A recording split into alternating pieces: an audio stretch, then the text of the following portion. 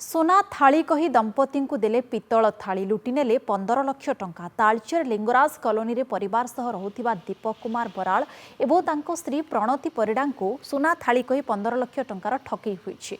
एने दीपक एवं तांको स्त्री प्रणति कोलियरी थाना रे अभियोग करिसेंती। सूचना अनुसार दीपक एवं तांको स्त्री को दुई जण अजणा महिला परिवार सदस्य असुस्थ थिबा दर्शाई 20 लाख टंका मागिथिले।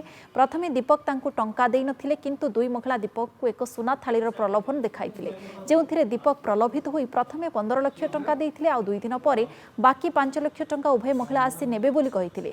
हेले परवर्ती समय न आसीबारु दीपकर संदेह होइथिला एवं थाली को नै सोना दुकान रे परीक्षा करिबारु एहा पितल बोली जणा पड़िथिला। घटना रे पुलिस तदंत जारी रखिछि। सोना सोना थालटा चेक कला माने प्रथम चेक कली चक्षी बंधन कला भाया कि गुंठुणी कला भाया मो मुंड काम कलानी सोना चेक कला देखिए ठीक 98% अच्छी किंतु परे से सोनाटा दे देकी गला माने सोनाटा देले आ ता प्रतिबदल रे मते सोनाटा देले ता पैसा नहीं गले हम तो 2 दिन भीतर से आसी बोली कहिथिले जो न आसिले मो मन रे संदेह होला जे सोना चेक कला गोटा